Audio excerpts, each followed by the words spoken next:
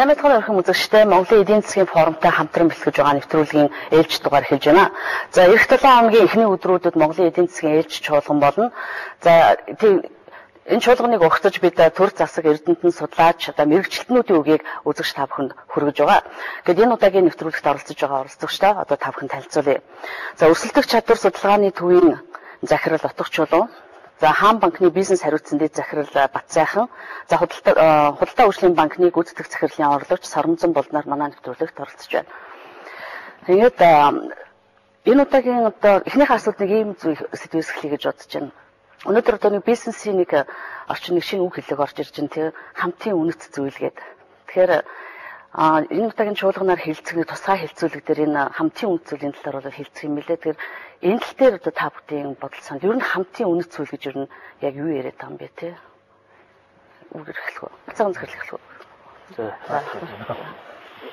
Сүүлийн үед бол нэг компани нийгмийн хариуцлага гэж ярьдаг болсон. Энэ бол ихэвчлэн хувийн хвшлийн компаниуд өөрсдөө нийгэмдээ ингээд хариуцлагатай нийгмийнхаа хөгжилд хувь нэмрээ оруулъя гэсэн үүднээс ийм гарч ирсэн. Гэвч сүүлийн үед юу ярьж байгаа нөхөр зөвхөн компаниуд өөрсдөө нийгмийн хариуцлагатай байх төдийгүй төрийн албан хаагчид иргэд маань одоо иргэний нийгмийн байгууллагууд маань өөрсдөө хариуцлагатай тэд нэр итгэл шүүмжлээд байлгүй тийм үү.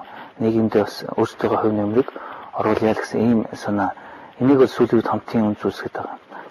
Тэгээд яг хөө энгийн жишээ хэлэхэд энэ ойлголт бол Америкт төлхөө үүссэн. Ягаад Америкт үүссэн ингээд шалтгааныг ярихаар Америкт нэг моргежийн хямралууд нэг айхтар юм боллоо. Дэлхийн санхүүгийн хямралыг дагуулсан. Энэ ягаад бий болсон бэ бол нөгөө банк санхүүгийн байгууллагууд, эрсдлийн байгууллагууд маань хэтэрхий ашигын хонос улаарад бага орлоготой иргэдийг зарим үед одоо бас мэдлэггүй юм далимдуулах замаар дааж давшгүй хэмжээний зээлийн үр төлбөрт оруулчихсан. Ингээд нөгөө байрны үн унсан банк санхүүгийн зах зээл зөрөө дагаад хамирсан ажлуудад бий болсон. Ингээд энэ бол зөвхөн банкны нэг зээлийн бүтээгдэхүүн биш, бүр дэлхийд даяар хамарсан юм хямрал болж өргөдөж байгаа. Ингээс харахад л ер нь бол аливаа бизнес аж ахуйн нэгж бол өөрсдийнхөө үйл ажиллагаанд хариуцлагатай ухамсартай байхгүй бол итгэхий богино хугацааны ашиг хөөх юм бол одоо нийгэмдээ ер нь нийт эдийн засгт, дэлхийн эдийн засгт аюул дагуулж болдгийн маш үүдгийг харуулсан их том жишээ гэж боддог. Энэ хүч жишээл их олон байдаг тийм. Тэгэхээр одоо банкны салбарт одоо та бүхэнд энэ талаар одоо хэлж өгөх үү тийм. Яг одоо ер нь банкч аливаа компанич төрийн байгууллагч бүгдээрээ л одоо нэг бүхэл бүтэн ийм системийн нэг хэсэг. Тэгэхээр одоо тэр харилцаанд бол одоо зөвхөн төр засгийн газраас гадна компаниуд байгууллагууд чийдэг. За дээрээс нь болохоор бол өөрөөр хэлбэл тоон нэг байгууллага гэхэд зөвхөн одоо өөрсдийнхөө үйл ажиллагаа ашиг бодохоос гадна тоон одоо үйл ажиллагаа явуулж байгаа орон нутаг тийм ээ байгаль орчин. За тэгээд одоо нийгэм рүү хандсан үйл ажиллагаанууд хөгжлийн олон зүйлийг бол анхаарч одоо шийдвэр гаргаж явах нь бол одоо чухал гэдгийг л одоо энэ хамтын үйлчлэлийн зарчим дээр бол дурддаг юм билээ. Тийм учраас Монголын компаниуд гэсэн бас нэлээд одоо нийгмийн хариуцлагатай тийм олон талын үйл ажиллагааг бол явуулж эхэлсэн байгаа. Зөвхөн тэр моргежийн жишээн дээр бол нэг талаасаа бол бас тийм аюу гэдэг үнэхээр зөөл авах боломжгүй хүнийг тийм шахал зээл өгнөдөг бол энэ бол бас болохгүй зүйл л дээ.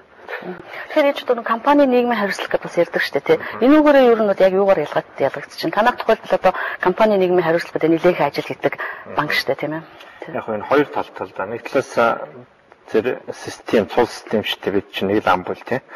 Амбулын гишүүн бүр өөрийнхөө үүргийг гүйцэтгэх хэрэгтэй байхгүй. Тэгэхээр өөрийнх нь үүрэг нь өөрийн арга барилтай байх. Тэгэхээр юу гэдэг юм бусдын үүрэг рүү хэтэрхий хайлж орохгүйгээр өөрийнхөө нийгмийн мөнхлөөсөн үүргээ хэрэгжүүлэх гэдэг. Тэгээд өөрийнхөө үүргийг хэрэгжүүлж байгаа бол тэр нь хамтын бүтээл болж нөгөө биегээс бид рүү шилжих үйл явцыг бий болгож байгаа гэдэг нэг тал нь. Нөгөө нэг зүйл нь бол нийгмийн хариуцлага асуудал тийм. Нийгмийн хариуцлага бол зөвхөн компанид ч байдаг зүйл биш бас хувь хүний нийгмийн хариуцлага гэж яригдах ёстой зүйл байгаа юм л да. Өөрөөр хэлбэл тухайн өөрийнхөө хийж байгаа чиглэлээс гадна бусдад өөрийнхөө хувь нэмрийг оруулах үйл явц айгүй чухал болж эхэлж байгаа. Жишээлбэл банк гэхэд зөвхөн банк бол бизнесийн байгууллага зээл олгодог. Тэгээд бас хадгаламж татдаг, татан төлбөрөөс өрнө эзэмшиж байгаа хүмүүстэй мөнгө өрөнгө өсгөж өгдөг юм байгууллага байгаас гадна эндээсээ бий болсон тодорхой баялгаараа нийгмийн сайн сайханд өөрийнхөө хувь нэмрийг оруулах энэ үүргээ давхар гүйцэтгэж явах хэрэгтэй. Гэхдээ энэ нийгмийн хариуцлагыг бол хэн ч шаарддаггүй гэхдээ нийгмийн хариуцлагыг өөрсдөө хийх хэрэгтэй байхгүй. Тэгэхээр хаан банкны хувьд бол 2007 оноос эхлээд тэр хэдийн хаан банк сан гэж байгуулсан. Энэ сангаараа дамжуулаад бид нийгмийн хариуцлагыг хэрэгжүүлэх чиглэлээр олон ажлууд зохион байгуулж байгаа. Олон нийт маань нэг бол их сайн мэдж байгаа. За нийтдээ бид 150 төсөл хөтөлбөрт 1.5 тэрбум төгрөгийг зарсан байдаг. Хамгийн сүүлийн жишээ ихэд бол бид хавдрын эсрэг үндэсний аян гэж өнгөрсөн жил Монгол орнд яа зохион байгууллаа шүү дээ. 20 мянган хүнийг үзлэгт хамрууллаа тий. 3900 хүнийг тэр аюултай өвчнөөс аварлаа. Энэ бол нийгэмдээ үзүүлж байгаа өвчлөн сэргийлэх үгээр тий. Хангамжаа. Тэгэхээр энэ бол манай компани хариуцлага дээр нийт хэрэгэлд үндэстэй хамтын үнд зүйл идэхээр нэг удаагийн буйны ажил бол биш болж таарч байгаа тийм ээ. Ер нь бол компаниуд ер нь нэг удаагийн буйны ажил мэтэр бас ажил тэр зөвлөрөөс энэ ажил чиглүүлээд байдаг. Энэ маань өөрөө ингээд их зарим тохиолдол яг тоон байгууллагын дотоодын одоо барьж байгаа бодлогоос хамаараа тий. Гэхдээ бол энэ бол одоо бүх одоо шатны сургууль одоо юу гэдэг мэрэгчнүүдийг бэлдэж байгаа хэлбэрээр болохоор бол одоо энэ нийгмийн хариуцлагын талаар тийм ээ одоо энэ хамтын үн зүйлсийн талаар ойлголтыг өгөөд эхлэхээр компаниуд ажиллаж байгаа залуучууд компани ажиллаж байгаа хүмүүс маань бүгдээрээ л тэр чиглэлээр тодорхой одоо ажлууд зохион байгуулдаг. Тэр нь бол ингээ байнгын одоо үргэлжилж идэг юм л болно л та. Тэр энэ хамтын үнд зүйлийг одоо бий болгоход хамгийн гол одоо нөлөөлөх хүчин зүйл энэ компани сайн засаглал мөн үү? Мэдээж эхэлж хууль дүрмээр бол бүх асуудлыг шийдэх боломжгүй байдаг. Тэгэхээр хууль дүрмээс гадна түрүүн Бацайхан зэрэглэлээс орон зам зэрэглэлээ энэ компаниуд маань одоо өөрсдөө тийм сайн мотортой заяа гэж бодъё л доо. Тэгэхээр нууран дээр явж гэтэл тэр нуур нүрийг хатааш хэрэгжих юм бол хичнээн сайн мотортой завтай байгаад яах юм бэ гэсэн гол санал энэ юм байна. Тэрнээс гадна за компаниуд хичнээн нийгмийн хариуцлагатай байлаа гэд хариуцлагагүй компаниуд нь хэрвээ илүү ашигтай байгаад их юм бол яах юм бэ гэсэн асуулт гарч ирж байна. Уул уурхай тэр жишээ авъя л да. Нэг том компаниуд нь ингээ нөхөн сэргээлтээ хийдэг, татвараа төлдөг. Гэтэл тэднээс ямар нэгэн байдлаар бултаад засаг дараад нэг янз бүрийн байдлаар ингээд асуудлаа шийдүүлээд ингэждэг ийм хариуцлагагүй компани бай гэж үү. Хэрвээ тэр хариуцлагагүй компани илүү их ашиг хийгээд илүү томроод илүү бизнеснэр өгчөөд харин яг ном дүрмээрээ явж байгаа компаниуд нь одоо нийгмийн хариуцлагыг ухамсарлаж байгаа компаниуд нь ашиггүй болоод дампуурах гэдэг үйл яах юм бэ гэдэг бас асуудал гарч ирж байгаа. Тэгэхээр нөгөө аливаа юм хоёр талтай байдгийн адилаар төр засаг маань өөрөө энэ хариуцлагагүйрээ ялгаад хариуцлагатайг нь дэмжиж хариуцлагын одоо тэр зах зээлээ шахах тэр бодлого явуулах хэрэгтэй болов уу гэж боддог. Тэр дараагийн сэдвээр орохоос өмнө нэгэн одоо өрсөлдөх чадрын судалгааны төвийн захирал оролцож байгаа учраас энэ жилийн үзүүлэлт төр манайхан өрсөлдөх чадраар ер нь нийт дүнгээр хойшоо ухарсан байдалтай харагдсан тийм ээ. Тэгээ энэ яг юу нөлөөлж байна? Өрсөлдөх чадраар бол одоо манай улсыг хэмжиж байгаа маш олон байгууллагууд байдаг. Одоо хичнээн улс орноос одоо хэд өнөөдрийн байдлаар чиглэж байна. Манай төвийнхөр бол хийж байгаагаар бол 15 орн дотор бол 10 дотор явцсан байна. Эдийн засгийн форумынхоор бол 180-аад орноос 96 руу орцсон байсан. Ер нь өмнө нь бол нэг 99 хавцсан байсан. Тийм. Гэхдээ бид нар бол өөрсдөө дэлхийн өрсөлдөх чадрын төвийн аргачлалыг ашигладаг юм байна. Монгол улсыг нийт 330-аас 360 үзүүлэлтээр ижил төстэй 15 оронтой харьцуулт хийдэг. Тэгэхээр хойшоо татсан яг гол юм нь яг юу вэ? Татсан үзүүлэлтүүд бол бид нар нэлээд хэдэн үзүүлэлт байгаа. Нэгдүгürt сонгуульд өгч яваатай холбоотойгоор бид нар бизнес эрхлэгчнэрээс судалгаа авч энэ дүгнэлтийг гаргадаг нэг хэсгээрээ. Тэгээд тэдний хувьд маань бизнес эрхлэж байгаа хүмүүсийн маань хувьд улс төрийн докторгүй байдал эрс ихснээ гэсэн хариулт өгсөн байсан. Бусад жишээлбэл ижил төстэй орнууд дотор улс төрийн доктортой байдал дээр бол ихтэй байгаа. 10 оноогоос 9 оноо юм уу 8 оноо өгсөн байхад манайх урд нь 3 оноо гэдэг үсэн бол бараг 1-2 оноо өгөх хэлж байгаа байхгүй. Тэгэхээр бизнес эрхлэгчид маань хөрөнгө оруулагчид маань үнэхээр энэ улс төрийн саалгаас айдаг болсон тийм хөрөнгө оруулалтад татдаг болчих. Хоёрт бид нар ажил хөдлийн авард нь зөв тооцож чаддаг байсан. Дандаа 3% тайл явдаг байсан. Өнгөрсөн оноос ажил хөдлөлөө шинээр тооцдог бол 10% та болсон, 9% болсон байгаа тийм үү. Инхээр ажил хөдлөл өссөн юм шиг харагдаж байгаа. Гэхдээ энэ бол яг аргачлалаа өөрчлөөд бодит байдал руу илүү төгсөж байгаа. Ийм хөө үзүүлэлтүүд байгаа. Инфляц өссөн, ажил хөдлөл өссөн, дээр нь гадаад худалдааны алдагл өссөн, төсвийн татаас өсчлөө, төсвийн эдийн засгт эзлэх нөлөө маш өсчлөө. Яг бизнес эрхэлж байгаа хүмүүс маань үнэхээр айдастай байна. Одоо энэ сонгуул юу болох вэ? Сонгуулийн дараа ямар ч гарвал ийм хөвзүүлбэрүүд төр засгийн зүгээс бол хийж ганц хийсэн ажил нөгөө 21 мянган төгрөг таасан. Тийм, тэрнээс биш яг бизнес хийж байгаа хүмүүстээ илүү ихтгэл найдвар төрүүлсэн, доктортой байдал үзүүлсэн гэсэн тийм хариултыг бол өгсөн бизнес эрхлэгч бол байхгүйсэн. Тэгэхээр одоо нэгэн одоо манай улс ч одоо нүд ингээд уул уурхаас хараад тийм эдийн засгтай цэцэг явах нь шүү дээ. Тэгэхээр энэ та бүхэн банкны салбарын хүмүүс тийм ээ энэ одоо энэ эргэлтэнд орж ирж байгаа уул уурхаас орж ирж байгаа мөнгийг ер нь одоо банкны салбарт яаж одоо ингэж хөрөнгө татаж тулруулж одоо тийм арга зам байдаг. Ер нь тийм хөрөнгө татчих байгаа юу? Яг манай Монгол улсын одоо дотоодын нөхцөлийн одоо бүтц маань өөрөө те бид нар чинь одоо бүхэл хэрэгжилж байгаа зүйлс бүгдийг л импортоор авч байгаа шүү дээ. Тэгэхээр чинь бидний хэрэгжилж байгаа хэрэглээ манай компаниудын хийж байгаа хөрөнгө оруулалтууд томоохон бүгдийг л бид нар гадаадаас худалдаж авдаг. Тэгэхээр манай эдийн засаг маань өөрөө импортоор тулгуурласан байгаа гэдэг. Тэгэхээр экспортоор бид нар түүхийдээ борлуулж байгаа учраас тэндээс орж ирж байгаа одоо хөрөнгийг бол ялангуяа дэд үтсийн чиглэлээр эхэлж суур дэд үтсээр аягүй сайн хөгжүүлэх хэрэгтэй байна. Тэгэхгүй бол одоо жишээлбэл ингээд 100 мянган айлын орон сууц барина гэдэг цахилгааны хангамж хуваах хүрэлцэхгүй, дулааны хангамж хүрэлцэхгүй бол тэр олон байрыг байж чадахгүй шүү дээ. Тэгэхээр эхлээд тэр суур дэд үтсүүдээ сайн хөгжүүлэхтэй чиглэлээр явах хэрэгтэй.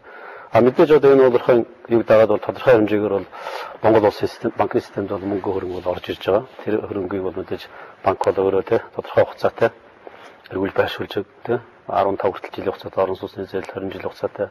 За тэгээ богино хугацаатай дунд хугацааны 5-аас 7 жилийн хугацаатай хөрөнгө оруулалтын зээлүүд гэх мэтлэнгээр л одоо банкуд байршуулж ажиллаж байна да. Тэгэхээр яг уул уурхай одоо хөгжиж байна те. Манай тэргүүлэх салбар байхаас аргагүй. Гэхдээ уул уурхайтайгаа зэрэгцүүлээд бид бус салбаруудаа бас нэг тэргүүлэх 5 салбараа авч явахгүй бол ганц салбар дээр тулгуурна гэдэг бол өөрөө их том ажлыг бий болгож байгаа гэдгийг бол хамгийн түрүүнд ярих хэрэгтэй баг тийм.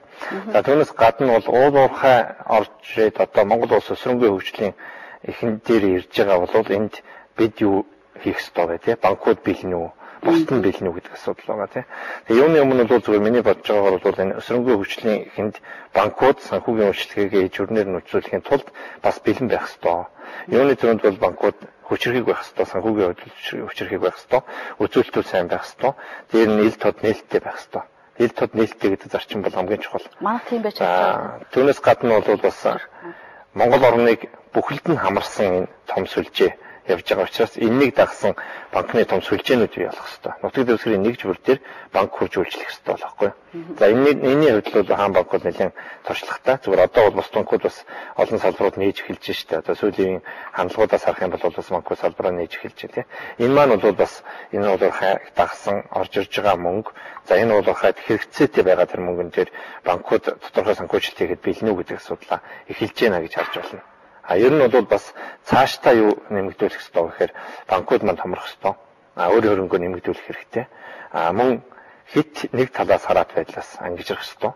Өөрөөр хэлбэл гол эрсдэлгүй бүтц бол харьцангуй төвлөрлийг саармагч болох ёстой байхгүй. Аль нэг салбараас хараат байдалтай байх, аль нэг харилцагчаас хараат байдалтай байх.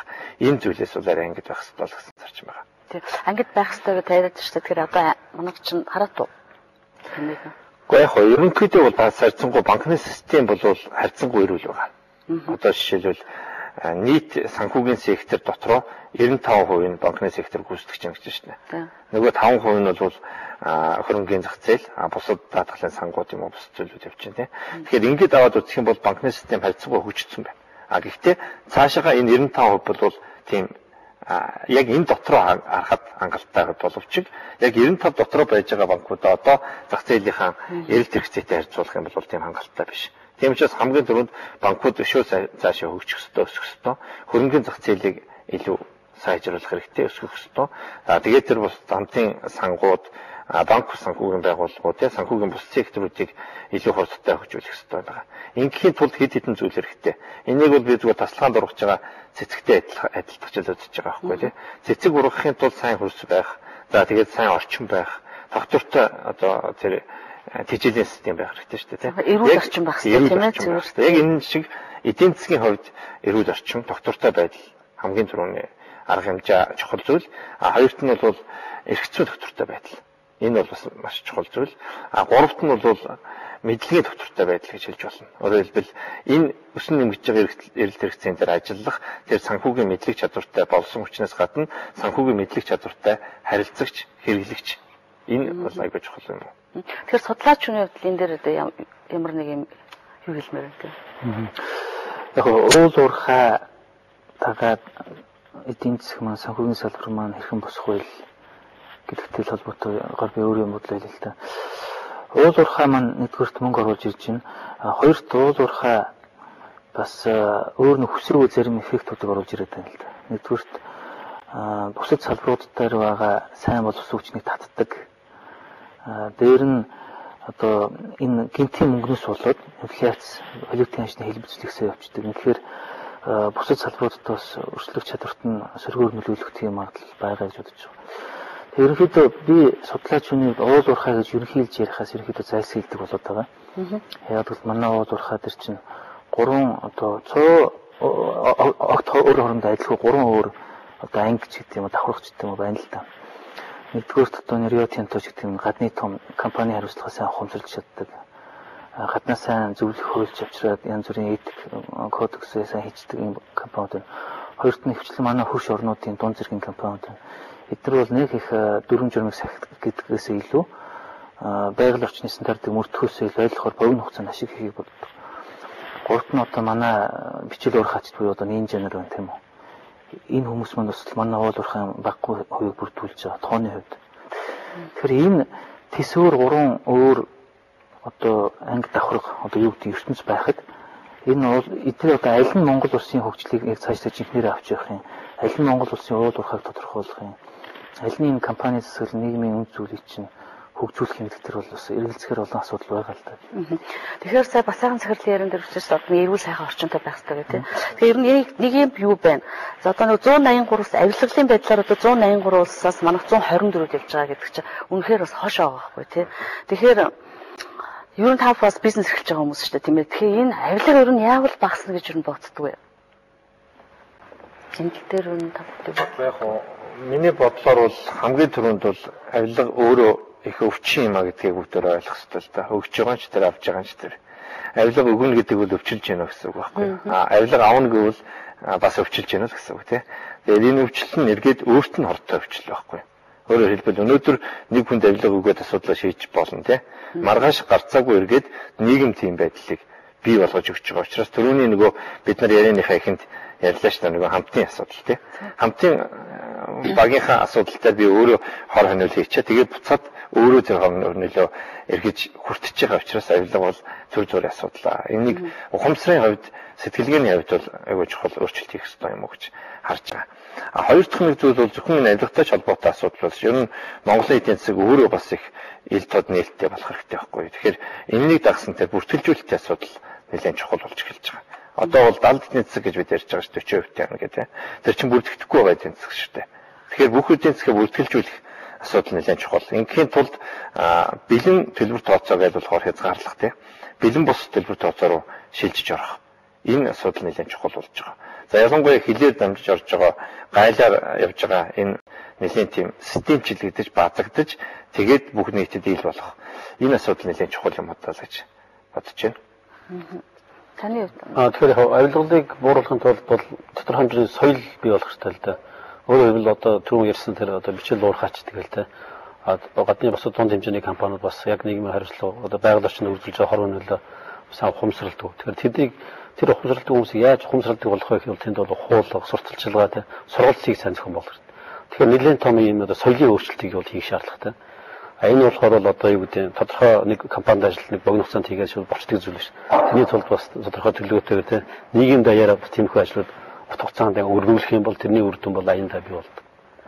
Тэгэхээр тиймэрхүү байдлаар л илүү бууруулах боломжтой байх гэж бодож байна. Тэгэхээр танаа дагуулгач нь эдийн засгийн бодлоодаас судалгаа шинжилгээ хийдэг газар тийм ээ. Тэгэхээр ер нь бол бас ийм байгаа юм л да. Бизнес эрхлэх эрхчлөлөөр чинь 88-д 2010 онд 88-д бичигдчихсэн нь 2011 онд 93 дугаар байрлал орсон ба. Тэгэхээр энэ үе чинь өөрөө одоо эдийн засаг одоо урд байгаагүй хэмжээгээр 17% хүрчээд байгаа байхгүй тий. Тэгэхээр энэ яагаад гэж бодож байна? Хоёр үндсэн шалтгаантай. Нэгдүгээр аргачлалын хувьд Наад дэлхийн банкны индекс төр бол шинэ орнууд нэмэгдсэн юм байна. Тэр шинэ нэмэгдэж байгаа орнууд маань манайхаас илүү уян хат нөхцөлтэй байсан учраас манай урдуур очиж байгаа. Дээр нь манайх бол өнгөрсөн жилүүдэд ер нь нэг олигтой юм хийсэнгүү яг нэг нэг хэлгээд. 2-5 гэж ярьсаар байгаад яг бизнес эрхлэгчид учирч байгаа тэр олон зөвшөөрлийг бууруулах тал дээр ч юм уу алдж байгаа тэр татвар янз бүрийн нөгөө шинжилгээ өгдөг эндээс юм оолж ирэх дандаа шинжилгээ өгдөг те. Тэрний одоо тэн зарцуулж байгаа цаг хугацаа, мөнгө, нэрийг бууруулах тал дээр олигтой юм хийхгүй байна л да. Энээс болоод олигтой өсөлт гарахгүй байгаа юм болов уу гэж би. Тэгээд Монгол банкны инфляци барих сайр одоо таад бизнест одоо зээл бас хомигтаал те банкнаас хэлцээнд бас мөнгөө ингээ бушууш бизнесийн дүүгээр бас ингээ эргэлдүүлмээр байгаа тест те. Банкныхын дээр юу? Яг ер нь эдийн засаг өөрөө бас нэг тийм өөрийн гэсэн дэг жаягтай энэ том бүтц байхгүй. Тэгэхээр энэ эдийн засгийн бүтц дотор бас тэр бүтцийн бус өөрчлөлтүүдийг хийж байгаа нь энэ нөлөөлж байгаа юм болоо гэж харж байна л да. Жишээлбэл улс төрийн одоо шийдлэр хит их нийгмийн одоо мөнгө тараалтын асуудлыг тавьж штэ. Энэ хэмжээ чинь тодорхой төвшөнд байх ёстой. Гэтэл бодит эдийн засгийн секторын өсөлтөөс энэ зүгээр бодит бусаар бэлмэг тараах амлалтын өсөлт нь хэтэрхий их болчгоороо эргээл нөгөө инфляцийн асуудал яригддаг, инфляцийг эргээ тогтоон барих асуудал яригддаг. Тэр нь буцаад нөгөө зээл хомигдох асуудал яригддаг. Зээл хомигдох хэрэг нөгөө бизнес ч өгч гэжсэн бол өгч чадхаа байлаад ингээд нэгсэн тоо хор тавдрын шинжилтийн үйлдэлийг бий болгоод байна шүү дээ. Тийм учраас сангийн бодлого тэгээ мөнгөний бодлого хоёр хоорондоо нэлээд уялдах хэрэгтэй. Сангийн бодлого мөнгөний бодлого хоёр маань нэг нөгөөдөө хоёр тийш явчихаараа биеиндээ авцалдаж өгөхгүй болчихсон. Ийм л зүйл тагтларагдаад байгаа. Нөгөө талаас нэг зүйл бас их чухал. Бидэнд бас алсын хараа байхгүй нэ гэж шууд хэлж болно. Өөрөөр хэлбэл стратеги байх хэрэгтэй. Бидэнд тодорхой хугацааны тийм. Энэ хугацааны стратегид нийцсэн алхмуудыг хийх хэрэгтэй байхгүй. Тэгэхээр өнөөдрийн манай хийж байгаа нэг алхам бол тэр стратегид рүү чиглэсэн алхам байж дараагийн нэг том одоо юу гэдэг ахис дэвшлийг авцгаад чиглэгдсэн алхам байх хэрэгтэй юм аа. Гэтэл одоогийн бидний хийж байгаа алхам байна. Тэрийг одоо стратеги рүү чиглэсэн гэхээс илүү одоо гал унтраас алхам болчиход байгаа байхгүй. Өнөө маргаашаа харсан гал унтраас алхам болчиход байгаа учраас энэ нь бол тэр алсын хараа гэдэг юм дутагтаад байна л гэж ойлгож байгаа. Жишээлбэл одоо яг зүгээр сүүлийн үед улс төрийн намууд маань бас жоохон алсын хараа оруулж ирж штэ. Монгол хүн 2020 гэдэг 2020 он хүртэл Монгол хүн яаж хөгжих юм бэ гэдэг хөтөлбөрийг арслан гаргаж ирлээ тий. За энэний дараагаар Монгол Ардын нам бас ардын хөгжлийн хөтөлбөр гэж 2031 гэх тий. Энэ бол зөв. Энд хоёр асуудал бий. Нэгдүгээр алсын хараагаа маш зөв тодорхойлох асуудал нэгдэнэ. Хоёр дахь нь бол тодорхойлсон алсын харааныхаа чиглэлээр явах асуудал. Нэгсэндээ бид зам тавьчихад тэгээд замаараа явахгүйгээр өөр замаар яваад байвал нөгөө замдаа хүрэхээр хийж штэ. Тийм. Бодлогын уялдаа байхгүй болж байгаа тийм. Гол нь одоо нэг гаргацсан зөв болж байгаа стратеги дараагийн засгийн газрууд яг мөрдөөд ажилтдаг байх нь аюул чухал байдаг. Тэгэхгүй нэг засгийн газар очиад өөр юм хийгээл өөртөө үүсгээл тийм. Зөв юм дэс юм болгоч байт юм зогсоох юм. Тиймэрхүү одоо үзэгдэл бол гарахгүй бах тэр анхаарах хэрэгтэй юм шиг. Инфляцид ярихад бол яг мэдээж Монгол улс бол өөрөө бүгдийг импортоор авч байгаа учраас бид нар гаднаас инфляц шууд импортлж байгаа байхгүй. Тэр бас нэг асуудал байна. Тийм учраас эдийн засгийн хувьд бас зөвхөн ханшны асуудал гэж яригдахад бол бас юм байна л да. Одоо ч үл ханш асуудах юм бол өргөр хэлний бараа өссөн шүү дээ. Тэгэхээр чинь инфляцтай байна гэдэг бас нэг ханшийг хитрхи төргийн ханшийг сулруулах юм бол регулятор маань инфляцтай эргээд бас нөлөөлж байгаа байхгүй. Тийм учраас Монгол улсын эдийн засгийн онцлог байдлыг харгалзаж тэр ханшийн бодлогоор бас анхаарах хэрэгтэй юм шиг. Яг тэр бид нар бол одоо жишээлбэл за ноолоор л экспортлж байгаа болохоос бүтээгдэхүүн болгож өөр зүйлэл гадагш борлуулахгүй байна шүү дээ. Бус нь бол дандаа түүхий дарж байгаа. Тийм учраас бид нар ямар улсууд одоо ч экспортын бодлогоо дэмжих үүднээс төргийн ханшаа сулруулах дотоодын ханшаа дотоодын валютын ханшийг сулруулдаг байхээр экспорт хийдэг болсон. Бид нар ямар экспорт хийж байгаа бид нар зүгээр л түүхийд гаргаж. Тэгэхээр түүхийдийн ханшийг сулруулж доогуур байлгаж шаардлагагүй байхгүй тийм. Тэнд арай өөр бодлого хэрэгтэй гэж бол боддог. Инфляц дээр тулгуурлаад ярихад бол инфляц өндөр байгаа нь бол бас хэд хэдэн орчин зүйлтэй холбоотой шүү дээ. Мөнгөний нийлүүлэлтээ бид бас жолоож чадахгүй шүү дээ. Хэд их мөнгөний нийлүүлэлт байна. Ер нь бол эдийн засгч нь өөрөө нэг зоосон мөнгөний хоёр талтай адилхан шүү дээ. Зоосон мөнгөний талдаа тоотой нөгөө талдаа сүлжтэй байдаг. Тэгвэл эдийн засгийн тэр зоосон мөнгөнийх нь тоо нь бол нэг юм байж байгаа бил мөнгө. Сүлт нь бол бараа тавар байхгүй. Тэгэхээр бараа тавараас хэд давсан бил мөнгийг нийгэмдээ нийлүүлж байгаа учраас гарцаагүй инфляц бий болж байгаа. Тэгээ энэ инфляц нөлөөлж байгаа зүйлүүд нь бол саяхан хэлж байгаа тэр ханшийн асуудал бас орж ирж байгаа байхгүй. Ханшийн асуудлыг дээр ярихад бол 3 хүчин зүйлээс шууд хамаарат байгаа шүү дээ. За нэгдүгээр экспорт импортын харьцаанаас хамаарч байгаа. 2011 онд бид 6.1 их найд экспортлчод 5 импортлчод тий 5 их найдын экспорт байгаа байхгүй. Тэгэхээр экспорт импортын зөрүү буюу импорт нь давчиж байгаа учраас валютын ханшийн өсөлт бий болох нэг юм үндэс нөхцөл бий болчихж байгаа. Хоёр дахь нь бол гадны шууд хөрөнгө оруулалтууд байгаа. За гурав дахь нь иргэдийн маань өөрсдөө бид нэр өөрсдөө авчирж ирж байгаа зүйл буюу хүлээлт. Одоо жишээ нь цурхлын эдийн засаг руу бид нэлээд хүчтэй явж шүү дээ. За ханш өсгийн гинэ гэхээр хий дэмий бүгдөө төгрөгөө доллар болгоод тэгээд өөрсдөө татаа амгаачиж байгаа. Ийм гурван хүчин зүйл нэлээд чухал хэлүүлээд байгаа. Тийм учраас жоохон тийм өөрчлөлтөд бэлэн байх тухай асуудал бас эргэл тавьж байгаа байхгүй. Одоо яг Монгол улсын эдийн засаг бол яг өнөөдөр ягаад импорт илүү байгаад байгаа вэ гэхээр бид зүгээр өргөн хэрэглээний бараа бүтээгдэхүүний импортлохоос гадна үйлдвэрлэлийн тоног төхөөрөмж, техник хэрэгсэл энэ зүйлүүдийг импортлох нь сүүлийн үед ихслээ шүү дээ. Тэгэхээр Монгол улс одоо уул уурхайгаа ухаж гаргаж ирээд байгаа нэг баялаг бий болгож байгаа бол энэ баялагыгаа бүтээхийн тулд нэмэн өртөө шингэсэн бүтээгдэхүүн болгож гаргахын тулд түүний шаардлагатай тоног төхөөрөмжүүдийг оруулж ирэх ийм нэг завсрын шинжтэй урсгал бий болсон байгаа байхгүй. Тэгэхээр энэ урсгал дээр бид бэлэн үү гэдэг асуудал байхгүй. Бид ямар ч бэлтгэлгүйгээр энэ урсгал бий болсон учраас ханшч өсөд инфляц бий болчихж байгаа. Энийг урьдчилж хараад за энд бэлэн байхын тулд бид валютын нөөцөө нэмэгдүүлэх хэрэгтэй юм уу тий. Тэгээд тухайн тэр орчинд нь тохирсон эдийн засгийн бодлогоо явуулах хэрэгтэй гэдэг юм уу. Энэ зүйлүүдэд урьдчил төлөвлөж харж хийгээгүйгээс л өнөөдөр инфляцаач барьж чадахгүй байна, ханшаач доктортой байлгаж чадахгүй байна л гэж харагдаж байгаа. Өнөөдөр ирсэн хүлээлт гэдэг дээр бол хүмүүсийн хооронд одоо ингээд ханш өсөх нь байна тий. Байр өршөө цаашаа өссөн ч гэдэг юм уу. Тиймэрхүү хүлээлтүүд бол бас маш их нөлөөлж байгаа л та юм байна. Тэ хөдөлгөөнд мөнгөний хөдөлгөөнд бол бодлоо шалтгаан байна. Одоо жишээлбэл бензиний үн дээр харъя л да. Сүүлийн хэдэн жилүүд Улаанбаатарт байгаа машины тоо хэд дахин өсөв. Уул уурхайн хүн даацын машин механизмын тоо бас хэд дахин өсөв. Гэтэл Оросоос нийлүүлж байгаа одоо импортоор орж иж байгаа бензиний өсөлт бол их сул. За нэг 20% ч гэдэг юм ингээд их бага байгаа. Тэгэхээр энэ хоёр өсөлтийн урдыг харьцуулаад үзэхээр хэрэгжилж байгаа хэрэглэгчдийн тоон сансрын урд өсөд байдаг. Нийлүүлж байгаа нийлтийн суугийн тэр гарц маань яг тэр хурдаа дагаж хурдтай өсч чадахгүй байна л да. Тэгэхээр сая ярьж энэ хүлээлт байна, эдгээр шалтгаанууд төр нэмээд ер нь дэд бүтцээ сайн хөгжүүлээд энэ нийлүүлэлтийнхээ сугийг нэмэхгүй бол эсвэл дотооддоо үйлдвэрлэлийг бий болгох юм уу. Тэгвэл дан ганц мөнгөний бодлогын аргаар төв банк бодлогынхаа хөгжсгөөд байдаг. Энэ нь болохоор эргээд банкудтай хүн дээр тусдаг, харилцагч нарын хүн дээр тусдаг тийм үү.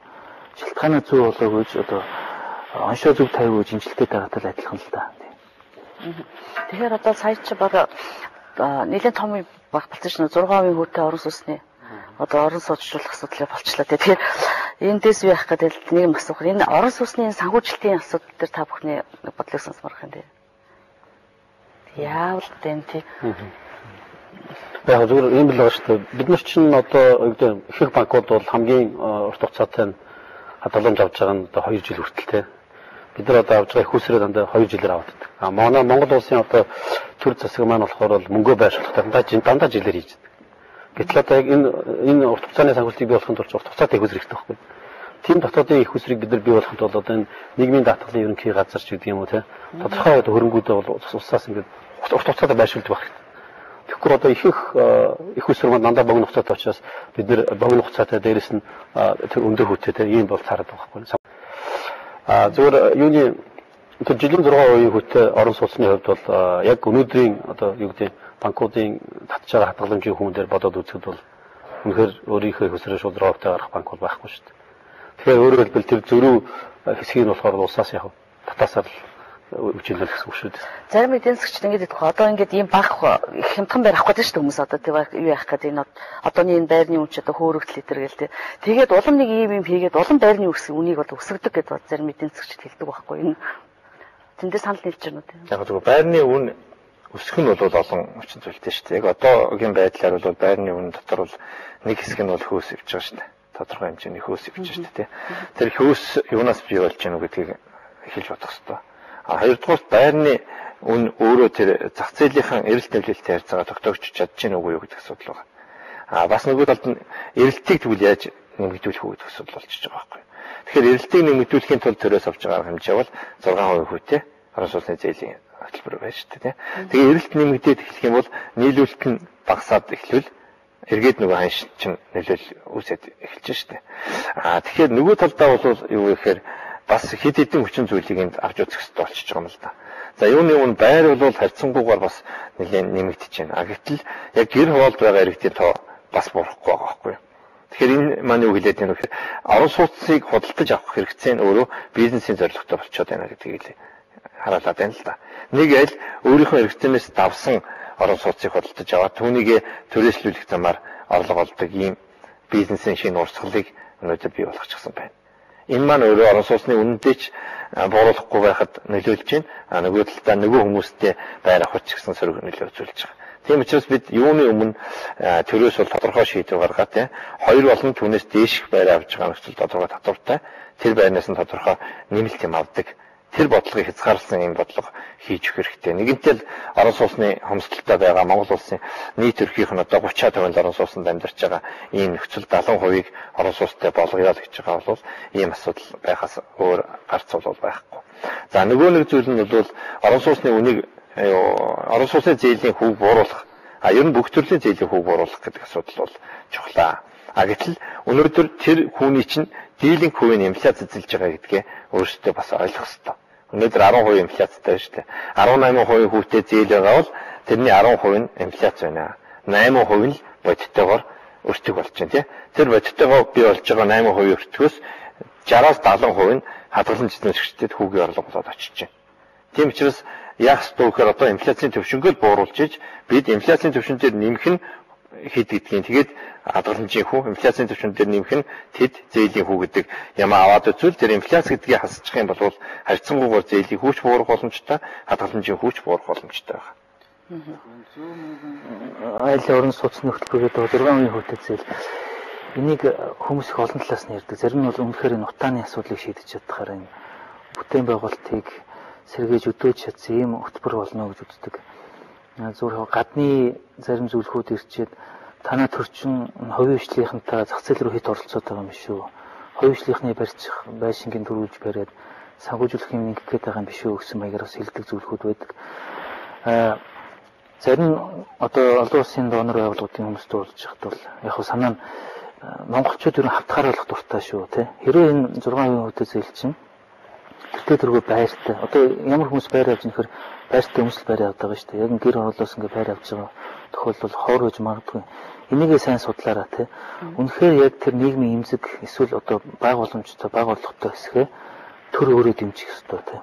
Дараад нь эдгээр чинь өөрсдөө өсөж боожод томроод өөрсдөө илүү том хэмжээний байранд ч юм уу илүү одоо тансаг зэрэглэлийн байранд жинхэнэ тэр хувийн хвшлийн зах зээлийнхээ зарчмаар хувийн банкудтай харьцаа тэндээс мовж яваад хувийн компаниудаас сонголтоо хийгээд явах хэрэгтэй л гэсэн байна. Тэрнийг бол ерөөсөө их болгоомжтой байхгүй бол хэрвээ бид нар хавтгааруулах гэж зүтгэх юм бол эсвэл одоо энэ анхныхын сайхан зорилгоос гажуудуулаад зүгээр улс төрийн шоу болгоод явах юм бол энэ бас л зах зээлд бол тийм бас сөрөг ас их сөрөгнөлөө авчрахаар ийм хөтөлбөрлөлтөө ялангуяа манайх чинь цемтэй өөрсдөө үйлдвэрлэж чадахгүй байна. Хангалттай хэрэгцээгээ стратегийн тэр энэ хэрэгцээг хангаж чадахгүй байна. Гэтэл төмөр замын маань ачаал нь ямар байгаа вэ? Одоо нүүрчс гаргана гэдэг. Ямар төмөр замаар эвгүүлж тэр их бараа материалыг тавдах юм. Ингээд тэртээ нийлүүлэлтийн шок үүсчихэд хаад нөгөө барилгын материалын үн үүснэ. Тэгээ хувийнхан байрныхаа үнийг нэмнэ. Ингээд нөгөө ард иргэдтэй бас л илүү үнэтэй үн очихээр энэ одоо төр зэсэг маань энэ хийж байгаа үйлдэлийнхээ үр дагаврыг сайн тооцоосоо л гэж бодож байна. Тэр бас нэг энэ дээр нэг юм асуу гэж бодож байна. Нэг банкны хүмүүс урж байгаа болохоор тэр ингээд хэрүүл болдог ч тантай нэг мөнгөний бодлого улс төржүүлэлт тий. Монгол банк улс төрж чинь гэл тэр яг үндэ хэлэхэд мөнгөний бодлого нь улс төрөөс тэр нь хараат байж чадчих байгаа та бүхэн гэж бодож байна. Энэ өөрөө мөнгөний бодлого гэдгийг юу гэж ойлгох юм? Улс төрөөс хараат бас байх гэж юу гэж ойлгох юм гэдгээс шалтгаална л да. Ихэнх хөгжингүү орнуудад бол тэр хараат байдлыг хуульчилсан байдаг. Манайд бол тэгж хуульчилсан юм яг байдаг л да. Монгол банк хараат бус байна гэж заасан байдаг. Гэхдээ ерөнхийлөгч нь улсын хурлаас томилждаг. Тэгээ мөнгөний бодлогыг улсын хурл баталж өгч байгаа. Гэтэл энэ хөгжингүү орнуудыг хараад хахад тэр мөнгөний бодлогыг боловсруулдаг төв банк нь өөрөө үнэхээр одоо Америкийн шивээ аюулт Америкийн шив Бен Бернанке гэдэг одоо насаараа ихтэй сургууль багшлсан хүн ерөнхийлөгч нь очих жишээ. Европын орнууд байна. Ихэнх төв банкных нь удирдлагт нь ер нь л нэг эрдэм шинжилгээний хүмүүс л очсон байт юм билээ. Тэгээд тэд нар нь болохоор илүү бие даасан байдлаар томилогддог. Манайд бол энэ төв банкны ерөнхийлөгчийг их хурлаас шууд томилждаг. Тэгээ урд нь яг энэ төлөлийн туршлагатай байсан юм уу гэдгийг сайн харгалздаг юм шиг. Энэ үдлээр бол хараат гэж хэлэхэд хэцүү. Хоёрт Монгол банктай хариуцлага тооцоход бас нэг хэцүү юм байдیں۔ Одоо Монгол банкны тухай хуулийн 4-д байхад Монгол банк төрийн доктортой ханшийг хамгаална гэж заасан байна. Доктортой байдлыг хамгаална. Бид тэр доктортой байдал гэж яг юу гэдгийг тодорхойлоогүй. Одоо инфляц 20% хүрэх юм уу, 30% хүрэх юм уу, 3% байх юм уу? Доллартай харьцах ханш 3 сарын дотор 30% хөлбөлцөх юм уу, 3 хоногийн дотор 3% хөлбөлцөх юм уу? Тэрийг ерөөсөө зааж өгөөгүй. Тэгээд Монгол банк болохоор одоо бол яг хариуцлага тооцоход аягүй хэцүү болчихж байгаа байхгүй. Гэтэл бусад одоо бид нарт ижил төстэй орнуудыг хараад байхад тэр хариуцлага тооцох механизм их тодорхой байт юм билээ. Жишээлбэл нэг бол гадаад валютын ханшийг байсан шиг байр, доктортой байдлыг бий болгох. Нэг бол дотоод ханш буюу инфляци байсан шиг байраа. Аль нэгийг л байраа. Хоёулангийн барьж чадахгүй гэдэг нь их ойлгомжтой болгочихсон юм билээ. Монгол банк бол одоо хоёулангийн барьнаа гэж зүтгээд байгаа. Тэгээд үр дүнд нь одоо бодлого нь их хөлөгтэй үр дүнд хүрдэгчгүй. Тэгээд нэг хариуцлага тооцох гэдэг нэг эзэнтэй юм шиг эзэнгүй юм шиг нэг юм хитрхи ерөнхий байгаад байгаа юм л да. Өөр нэг ойрын жишээ одоо жижиг дунд үйлдвэрийн хууль гэдэг шүү дээ. Одоо 200 хүртэлх тэрбум төгрөгийн жилийн хэрэгэлттэй жижиг дунд үйлдвэр гэж заасан байна. Энээр бол одоо Монголын ихэнх аж ахуйн нэгжид бол жижиг дунд үйлдвэр болцсон байна. Тэгээд нөгөөдөл чинь дэмжинэгээл 30 тэрбум 150 тэрбум төгрөг төрөөс өгдөг банкудаар дамжуулдаг. Нөгөөдөл нь хэвчлэн яг тэр ажлын байр болгож байгаа 3-4 хүнтэй жижиг компани биш томчууд нөхцөд эрсдлээ хаагаад аргагүй шүү дээ тэр чинь өөрсдөө амгаалсан. Тэгээд тэмдэгтэр дээр очиж хариуцлага тооцохоор үгүй яхан хууль чинь юм чинь гэж бодож байгаа. Тэгэхээр манай хуулиуд өөрсдөө хитрхи их ерөнхий. Энэ нь болохоор одоо хараат байдал гэж хэлэхэд хайшин тий хараат бус гэж хэлэхэд хайшин. Харин нэг хариуцлагагүй байдлыг илүү өөгшүүлээд байгаа юм болов уу гэж боддог. Тэгэхээр мөнгөний бодлого дээр бол юм л юм л да. Яг Монгол банк бол мэдээж одоо улс төрөөс хараат авах хэрэгтэй тий. Тэр чиглэлээр үйлчлэг явуулж байгаа. Тэгэхээр мөнгөний бодлого нь ганцаараа ингээд дангаараа үйлчлэг явуулаад ажилтдаг байхгүй. Яг тэгэхээр сангийн яам буюу сангийн яамын засгийн газар тий засгийн газрыг бол улс төрийн хүчин төлөвлөж байгаа. Тэгэхээр тэндээс гарч байгаа шийдвэрүүд мөнгөний бодлогоос эсрэгээр явах юм бол ерөөсөө мөнгөний бодлого барьж байгаа тэр чиглэл чинь бэлэгдэхгүй. Тэр нь асуудал. Тийм. Улс төрөөс хараат бус. Тий. Бус тий. Хараат бус тий.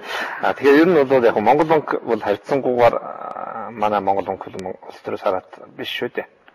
Зүгээр яг улс төрийн шийдэл маань өөрөө эдийн засгийн тийм гэнтийн шийдлийг бий болгочиход тэгээд тэрнийгээ буцаагаад хомжирэ гэдэг үүргээ Монгол банкнд өгчөхөд тэгээд Монгол банк чинь тэр бодлогын хэрэгслүүд чинь бас тодорхой хязгаартай шүү дээ.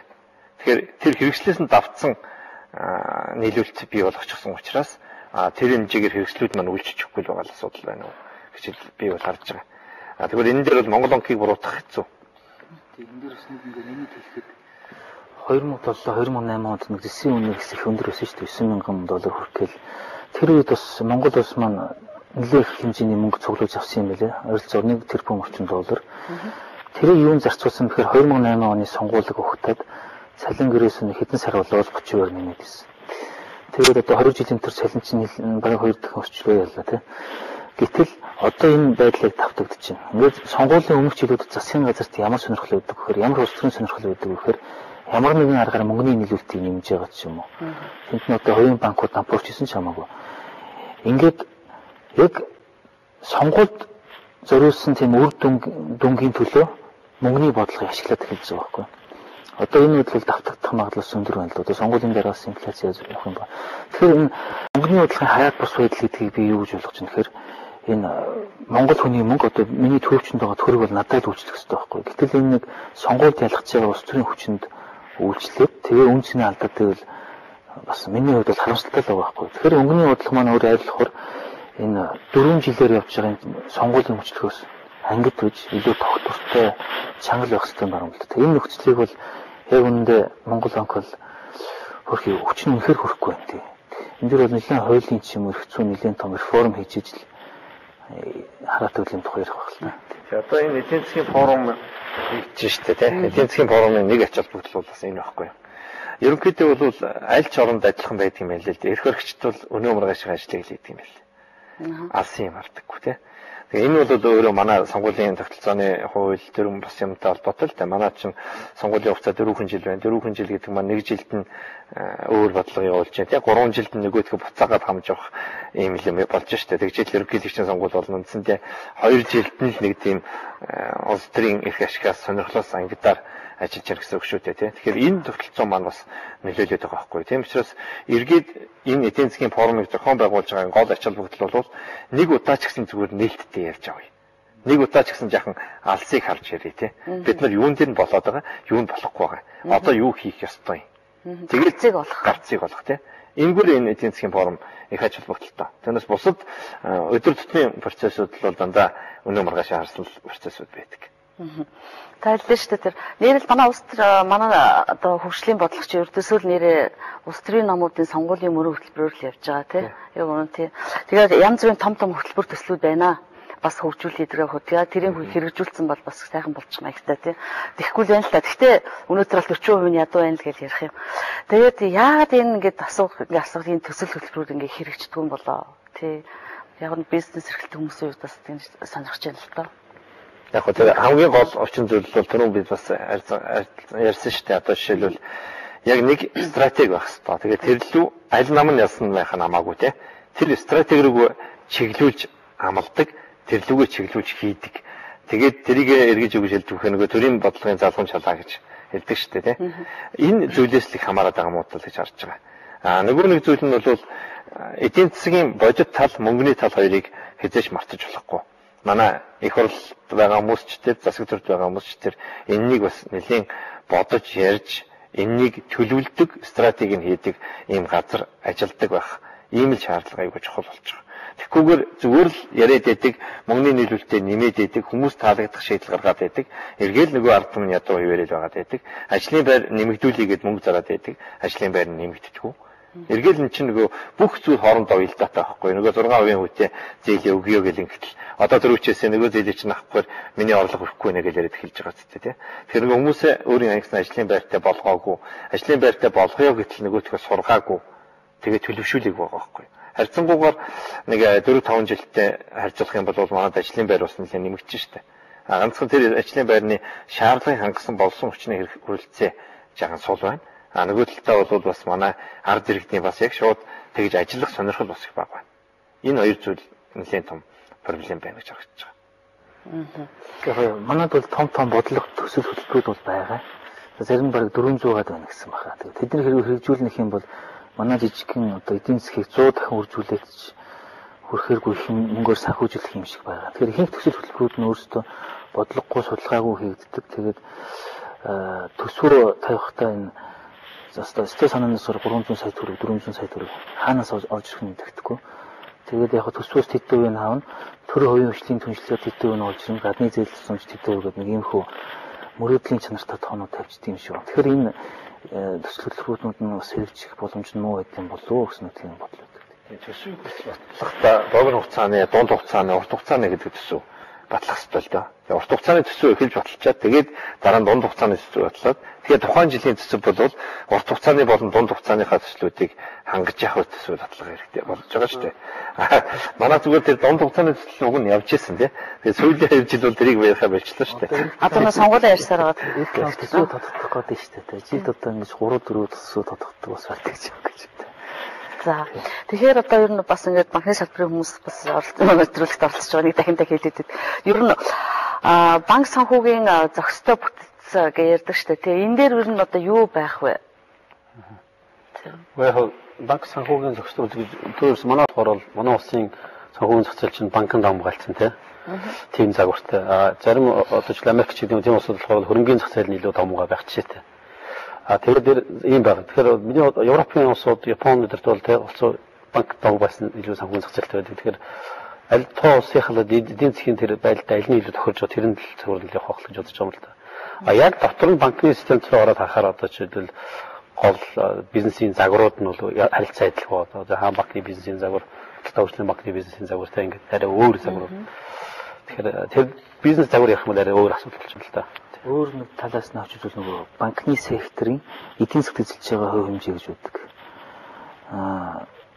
Одоо Исламд ингээл дээр үчиг хэдэн банкуд дампуураад байсан.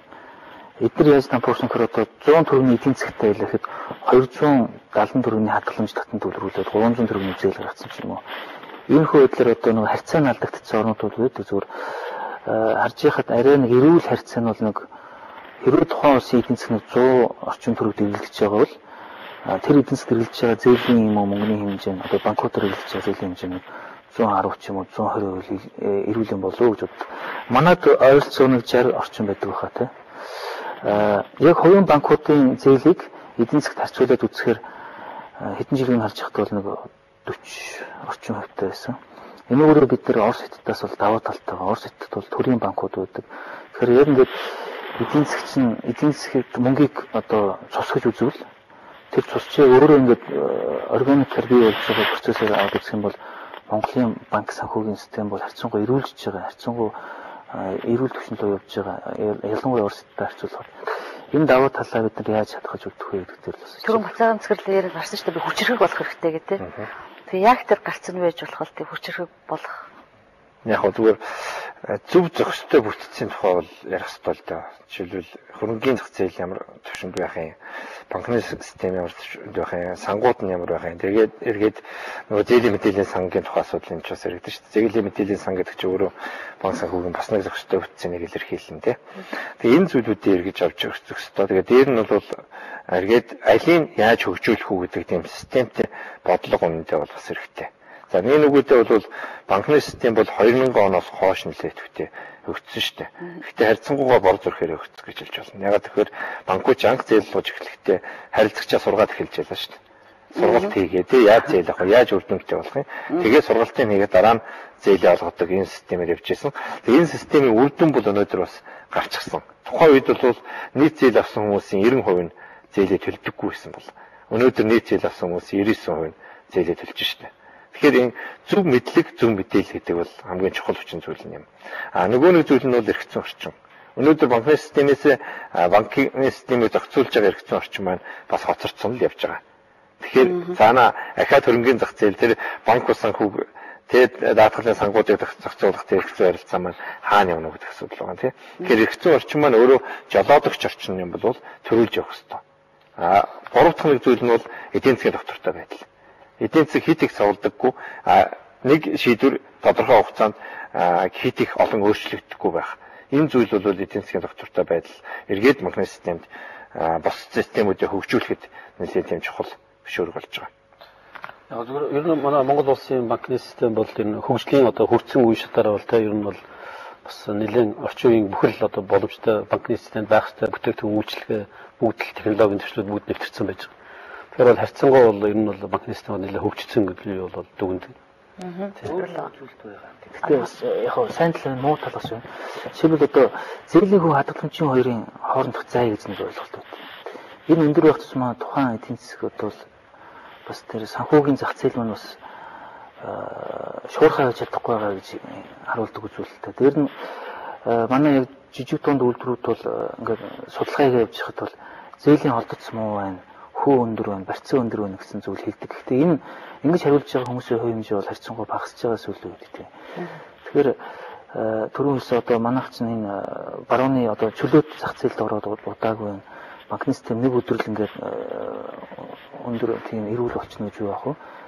Ажим бол хөгжил байна л да. Гэхдээ бол одоо шаардлага хангахгүйнүүд бол байгаа л да. Энэ дээр нэмээд хэлэхэд бол тухайн ойлголтоо цогцоор нь авч үзэх тухай асуудал нэлээд чухал л да. Жишээлбэл зээлийн хүү өндөр байна гэж манайхан ярих дуртай шүү дээ. За гадныхантай харьцуулбал өндөр байна гэдэг. Гэтэл зээлийн хүйтэй чинь хамгийн шууд уялдаа хадгаламжийн хүү гэдэг шүү дээ. Хадгаламжийнхаа хүүг хайчаад зөвхөн зээлийн хүүг харьцуулдаг байхгүй юу? Тэгэхээр өнөөдөр хадгаламжийн хүү өндөр байгаа учраас Монголд бас зээлийн хүү өндөр байна. Хадгаламжийн хүү яагаад өндөр байгаа гэхээр инфляци өндөр байгаа учраас л өндөр байгаа байхгүй юу? Энэ гурван зүйл бол харилцан уялдаатай учраас суур зүйл буюу инфляци доош нь оруулж ирэх, дагаад хадгаламжийнхаа хөвгд доош нь оруулаад, ахаа зээлийнхаа хөвгд доош нь оруулах тухай. Энэ цогцоор нь асуудлыг ярьж цогцоор нь бодох хэрэгтэй юм. Нөгөө нэг зүйл нь бол зээлдэгчээс зээлийн хүү аваад тэр нь 100% банк руу орчдөг юм шиг бас ойлгоод байдаг.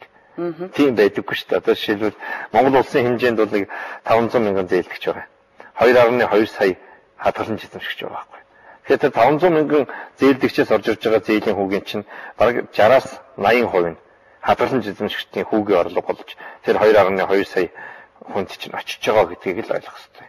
Тэгэхээр энэ зүйл нь өөрөө нэг юм цогцоор нэг бүтц байгаа тийм. Тэгэхээр мэдээж хэрэг зээлийн хүү бага байх хэрэгтэй. За барьцаа өрнг хайцсангуугаар одоо сул байх хэрэгтэй. Гэхдээ барьцаа өрнгийг хамаагүй сулж болохгүй. Ягаад гэвэл нөгөө талд нь 2.2 сая хадгалан эзэмшигчийн эрх ашгийг банк хамгаалж байгаа шүү дээ. Тийм учраас тэдний өмнөөс банк баталгаа гаргаж байгаа учраас барьцаа өрнөгээ тодорхой хэмжээнд тавих хэрэгтэй тийм. Тэгэхээр энэ үндсэн бүтцээ эвдэхгүйгээр энэ дээрээ төрийн зүгээс яг яаж оролцож болох юм, иргэдийн зүгээс яаж оролцож болох юм, банкны зүгээс яаж оролцож болох юм, аль аль нь өөрийнхөө үүргийг гүйцэтгэх тухай асуудлаас илүү төлөв ярих нь чухал. Тэгэхээр абсолжийнхаа стратеги тавих чинь л да. Та түрүү хэллээ те. За нэг ярьсан нэг жилдээ нэг удаа ингээд уулзаад нэг сайхан ярьж авъя зүгээр те. Тэгэхээр та гурав бол гурлаа оролцсон. Бүгдээр оролцсон те. Тэгэхээр нэг сайхан юу ярьж авахыг бодож байна уу гэхээр юу яа. Хамгийн сайн хэлсэн те. Банк санхүүгийн зохистой харьцаа эрүүл байх те. Тэр үзүүлэлтний хэд байгаа юм гэдгээ ярьж авъя нэгдүгürt нэгцэн ойлголтод төрье. Хоёрт одоо энийг яаж сайжруулах вэ гэдгээр төр юу хийх ёстой юм, хувийн хөгжлийн ёстой юм, судлаачдын ёстой, иргэдийн ёстой юм. Аль хөө бид нар нэг хэмжиж болох нэг нэгжтэй болчихвол энийг жил болго яаж сайжруулах вэ гэж тал талаас нь ярьж байгаа хэрэгтэй гэж бодож байна. Тэгэхээр би бол хэмжээр ярина гэж бодож байна. Яг стратеги илүү ярих хэрэгтэй байх, алсын хараа илүү ярих хэрэгтэй байх. Би бол тэгж харж байна. Зүгээр өнөө маргаашийн юм бол болдгоо янз янз л байгаа бах тийм. Тэгэхээр өнөө маргаашийн хийж байгаа үйлдэлүүд цаашаа маргааш хийх гэж байгаа үйлдэлүүд маань нөгөө төр яаж очиж нөлөөлөх юм бэ гэдэг. Яаж уялдах юм бэ? Яаж утга учиртай болох юм байх юм бэ гэдэг. Энэ талаас илүү ярих хэрэгтэй болов гэж бодож байна. Тэгэхээр энэ жилийн эдийн засгийн форумын бас нэг онцлог бол бас 1-2 өдөр ярилцаад дуусчихгүй шүү дээ. Их олон өдөр ярьж байгаа тийм. Урьдчилан хэлцүүлгүүд маш их болж байгаа. Энэ бол маш сайн. Урьдчилан хэлцүүлэг маш сайн ороод олон хүний санаа бодол тусмаа их сайн. Энгийн иргэдийн, за мэргэжлийн хүмүүсийн, судлаачдын тийм бизнесүүдийн санаа бодлыг бүгдийг нэлээд сайн анхан шатнаас нь нэлийн тийм шүүх маягтайгаар хэрэгтэй зүйлүүдэд авч явж хагаад хамгийн сүүлийн одоо энэ 5-6 болох хэлцүүлэг бол нэлийн өндөр түвшний бас нэлийн тийм улс уртай бас нэлийн үр дүнтэй алсыг харсан юм л хэлцүүлэг болно тийм. Нүгэж. За. Тэгэхээр олон нөгөө түрүү ярьсан те стратеги, бодлого уялдаа холбоо, залгамж шин чанарууд те тэр бүгдийг л илүү дэлгэрэг үнэлттэй ярилцах л гэж бодож байна да. Тэгэхээр нь одоо Эрдэнэтэн судлаач, эдийн засагчид хөгжих гарцын тухай ингээл те та бүхэн практик дээр ингээд ажиллаж байгаа хүмүүс зөндөл юм ярьжлаа л да. Гол нь одоо түүний сонсоол нь ажил болгож байгаа нь өөрөө их асуудалтай тийм ээ. Тэгэхээр зүгээр ганцхан л юм байна ингээ хэрэгжихгүй ингээ яагаад хэрэгжихгүй байгаа юм бол гэл нэг дандаа л яагаад гэдэг асуулт байна. Тэгэхээр ерөөсөө нэг зүйл байгаа юм болоо гэж бодож байна л да. Монгол улсаа хөгжүүлэе гэвэл нэг жоохон сэтгэл байх хэрэгтэй юм болоо нэг. Тийм ээ одоо бодлого боловсруул талтай хүмүүсийн сэтгэл тийм зүтгэл ээжээж өнөөдөр хөгжих байхаа. Тэрнээс бид нар бол маш их том боломжийн өмнө бол байгаа. Тэр боломжийг бол ашиглах ганцхан тэр одоо гарц нь бол сэтгэл зүрхэл юм болов гэж бодож байна л доо. Санаа нэгтэж байгаа гэдэгт итгэлтэй байна. За ингээд манай нэвтрүүлэгт оролцсон та бүхэнд баярлалаа. За анхаарал үзсэн үзэгч танд баярлалаа.